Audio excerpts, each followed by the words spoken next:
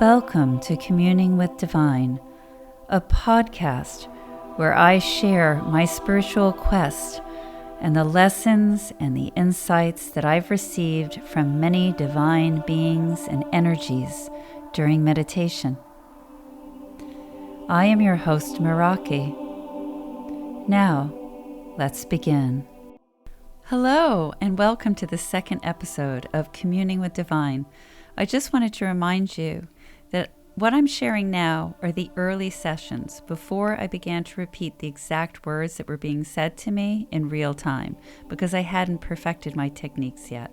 But I hope you'll still find these sessions interesting. So let's begin.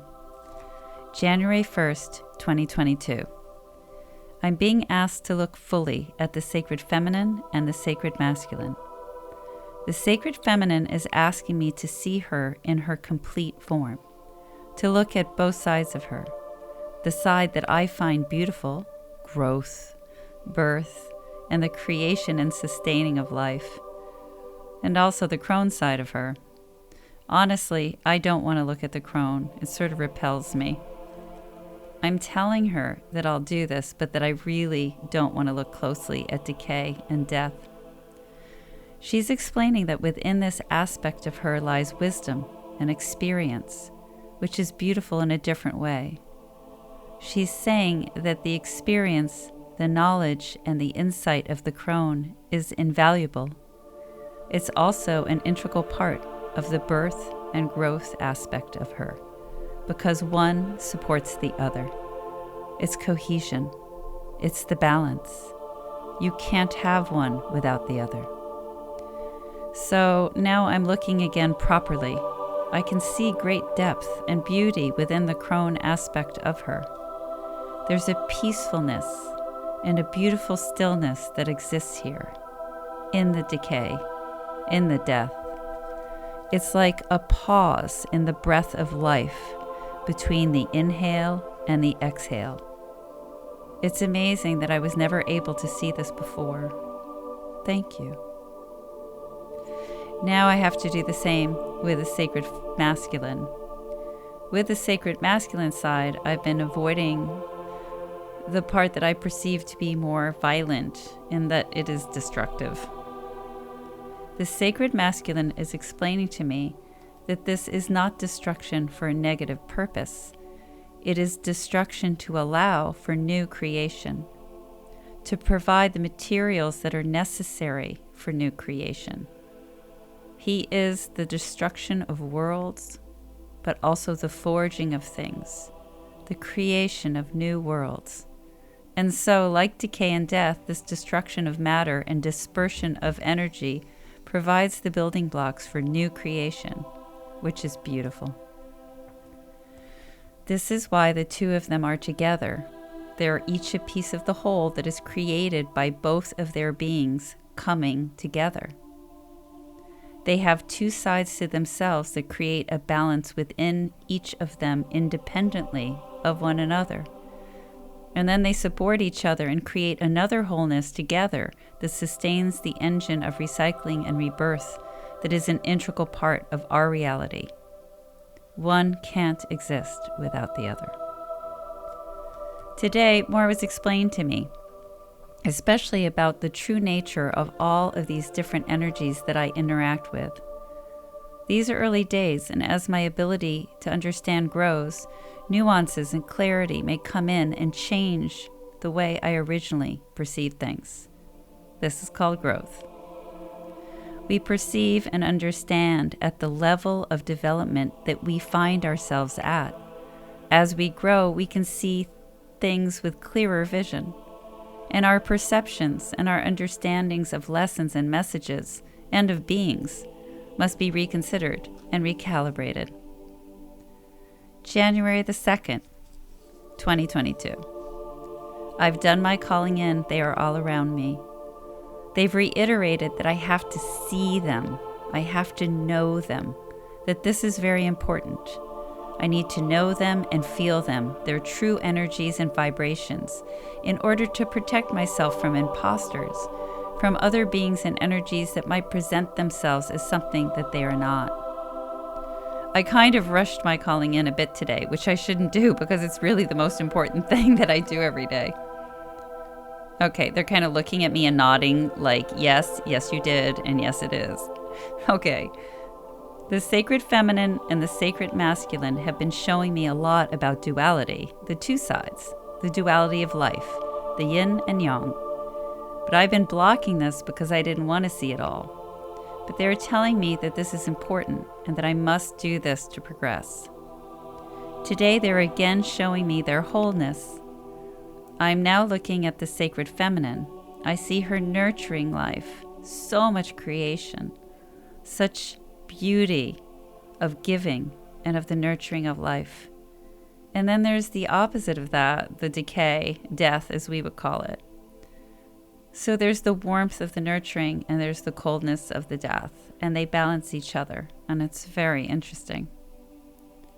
I didn't want to look upon the face of the decay, the aging, almost hag-like aspect, but it's a part of her. It's the balance. And so I had to drop my resistance to it in order to appreciate and understand the depth of the whole of this energy. The sacred masculine is now showing me his dual aspects. There's a comforting strength that he exudes, a protective strength that is love. There's a light coming from him that I would associate with the warmth of the sun, which also gives life in another way. The sacred feminine gives and creates life from within herself, from her very being.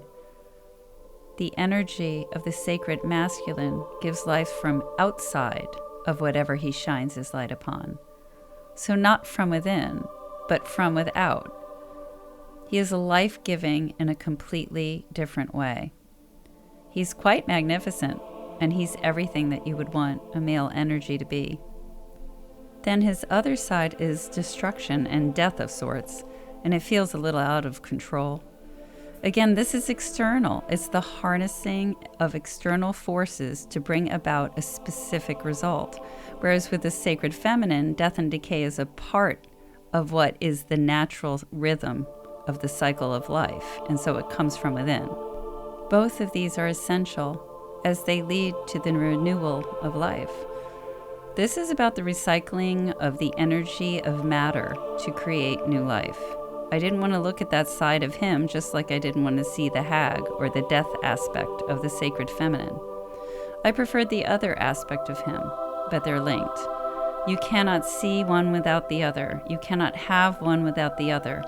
It's about the balance and the duality of the nature of both the sacred feminine and the sacred masculine in this conscious reality, in this dimension.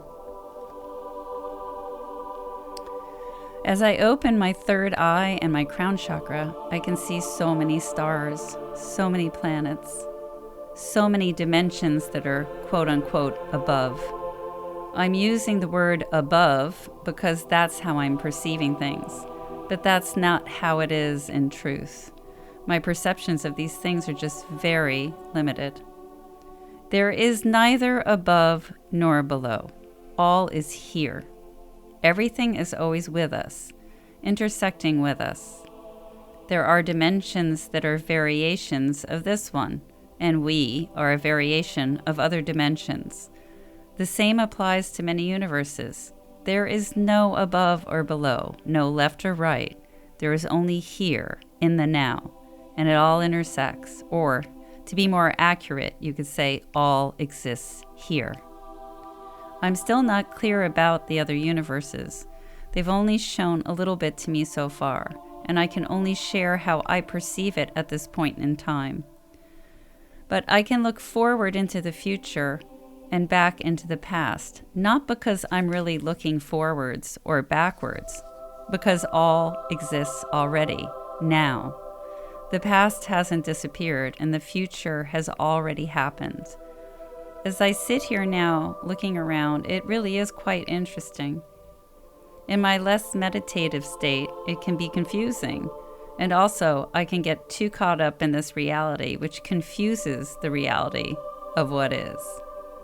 But I think I can say that all is really happening now, and that there is a complete intersection of all that is here, in the now. This makes me think about an earlier lesson where I was taught to close portals that I had used to look into other dimensions and other universes. I did it as a way of ensuring that there wasn't any unintended crossover. I think that's what I understood anyway. I had to close the curtain, so to speak. These barriers act like an invisibility cloak, separating realities and awarenesses. Being allowed to observe other existences and conscious awarenesses is a powerful way of learning, but once you're done, you have to close the book that you're studying from. The book is still there, all the information is there, but it's closed. I don't think I'm explaining this very well, so I'll try again. These other dimensions and conscious realities exist with us at all times, within the same space, but vibrating at different frequencies. Some are very different conscious realities, very different life forms and existences. Others hold only slight variations, and so are similar to this existence and to this life, of which we are only one variation.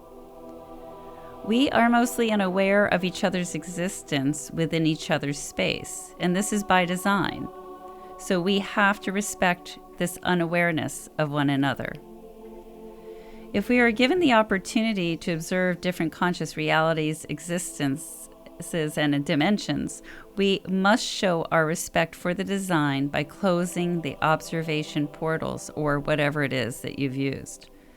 It's a way of showing respect for the design or the plan that we are a part of, but that we don't sufficiently understand. January 2nd, 2022, later in the day. I was thinking about the fact that the Earth has a pulse or a heartbeat that we're totally unaware of, and this made me think about how we use our innate awareness and how we gauge and define, quote-unquote, reality.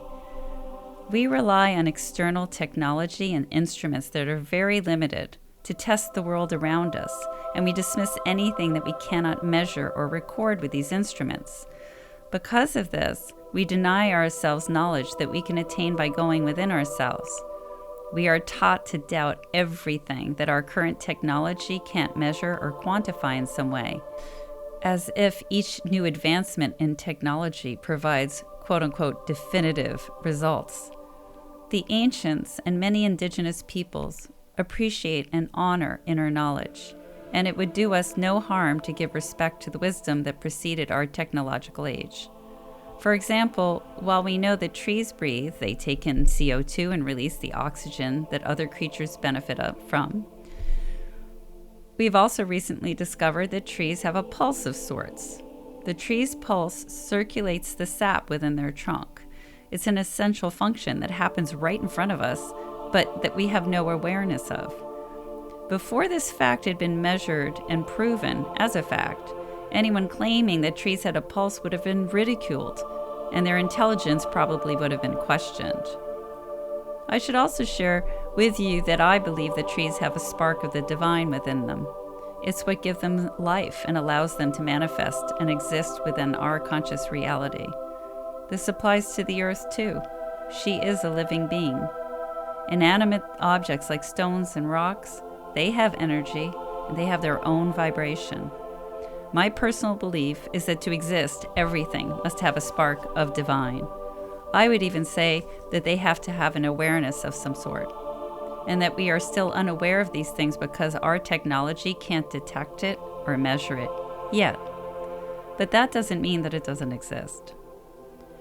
As I think about different dimensions and realities, different energies and beings, things that we can't see with our eyes and can't locate or measure with the technology that we have now, it makes me realize that we really only give a value to things, and we only credit something as being quote-unquote real if it can be detected by our very limited physical senses or our limited scientific instruments and technology. We miss out on so much wonder and so much knowledge because of this. And until our technology advances exponentially, there is so much that is lost to us. Because our rigid thinking and restrictive ideas of what qualifies as quote-unquote real or reality blocks us from experiencing anything outside the parameters of this restrictive thinking. When my daughter was 6 years old, she said, "What you believe is what you see. Your mind is your eyes. Your eyes are just something." When I asked her to explain what she meant, she explained in her childlike way that we see with our minds, and so we cannot easily see what we do not accept to be true. An adult would say our beliefs define our perceptions. The most powerful instrument that we have is our internal connection with the vibrations of this reality, and more importantly, our internal connection to the all. But we limit our ability to perceive and to know through our restricted beliefs that are often based in fear, or that were created by others with a desire to control, and that reflect their own fears.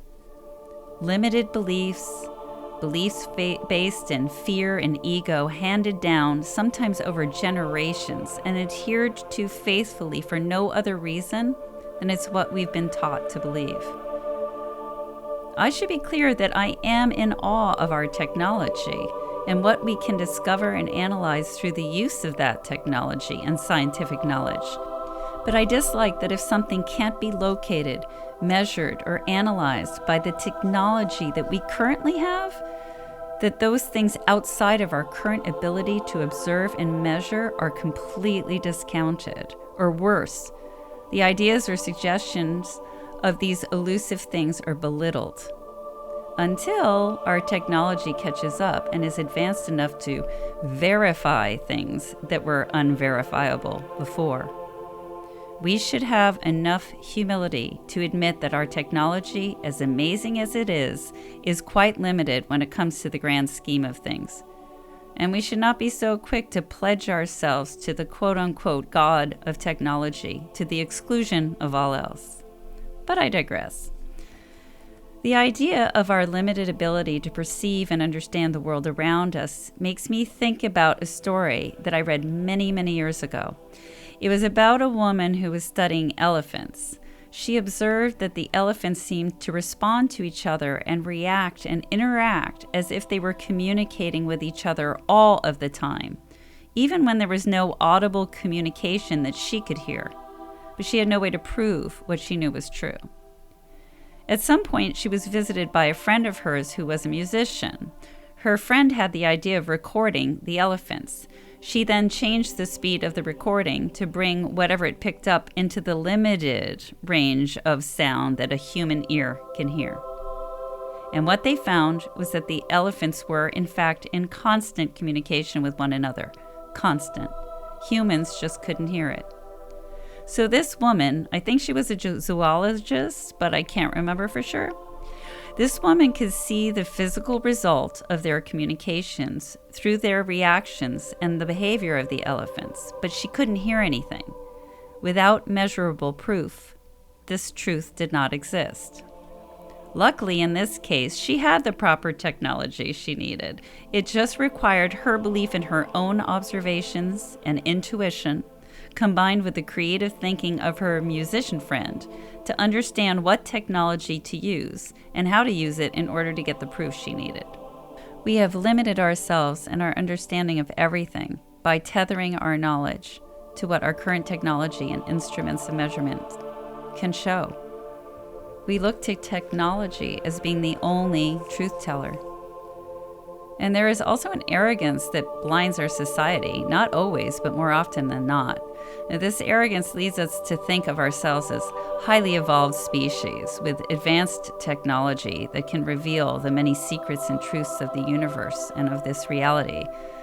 The truth is much less flattering, I'm afraid. We need to check our egos and recognize our infancy in this universe, as well as our limited capacity to understand anything about this universe or the nature of our conscious reality that is very much tethered to our extremely limited technology. Believe it or not, this all brings me back to the meditation I did today. Today was a meditation where I was shown many things. The most important thing that I was shown was that everything is actually occurring right now, right here. Not just our reality and awareness, but all conscious awarenesses and realities and experiences. All these different dimensions, everything, all these different layers of existence, all these different layers of vibration. Now, I'm calling them layers because I don't have a better word, so we'll just go with it. We all exist in one spot, here, in the now. Occasionally, we will catch glimpses of these other dimensions and realities, and that can be wonderful, strange, terrifying, confusing, uplifting, life-changing. Well, you get the idea. It's often fleeting, but not always. I believe that most children and some of the adults whom we call quote-unquote psychic are able to home in on these other vibrations and dimensions and process them in a cognitive way. Somehow, their brains haven't put up the barriers of disbelief that prevent the rest of us from picking up on these variances that exist all around us, always. It's as if we have tuning forks in our head, but most of us can only access the one tuning fork that resonates with the vibration of this specific reality. Whereas people who are psychic, and especially children, I think, retain access to more of the tuning forks that they came in with. And so they can pick up and cognitively process realities and beings who resonate with a different vibration than we do. I think that many artists, musicians, and some authors have this ability as well. It just manifests in a different way through their work. Many of the great masters of thought and philosophy have this ability too, in my opinion. Many of these people that I'm mentioning here don't even know where their ideas or their inspiration comes from, but they follow it, they trust it. Most importantly, they allow it. It seems that they're able to open up a part of their brain or something else, and their brain is able to process that communication and present it in a way that makes sense to the rest of us. They're able to make it tangible, whatever it is. I think when most children come into this world, that part of the brain that is used for connecting to things beyond this specific consciousness is very active and open. I'm not sure why it changes. Does that part of the brain close down because we're exposed to a restricted belief system? Does it change its use to one of a different purpose? Or does it just sit patiently, waiting for us to choose to reactivate it, to use it again? I don't know. But I do know that so much exists that we are unaware of. Some of these things are extraordinary. Other dimensions, other beings, worlds that vibrate above and below the range that we vibrate at and that we naturally are tuned into. Some are less extraordinary, but no less amazing and essential. Just like the elephants communicating outside our range of hearing, or the tree's pulse that is beyond our ability to perceive and see with our eyes, there is so much movement, consciousness, and life that exists within our dimension that we are completely unaware of. The universe pulses, it expands, it contracts, it creates, it destroys. It happens whether or not we can see it, hear it, or measure it with our technology. We may not be aware that all of this is occurring, but it is. And if we could just put our egos aside and find the humility to accept our own limitations, then we would be open to so much more. And these things can come to you, this knowing, this deeper wisdom and insight into our conscious reality and beyond. Think to when I dropped my resistance to seeing the aspects of the sacred feminine and the sacred masculine that I didn't want to see, aspects of them that I resisted because of my own fears and my own misconception. And look what came to me once I allowed it to. If you drop your resistance and your preconceived beliefs, if you release all of your fear-based ideas, amazing things will come to you. But you must make space for these amazing things, and you must allow them to flow to you. January 3rd, 2022. This seems as if it was a short meditation, but it took almost 2 hours.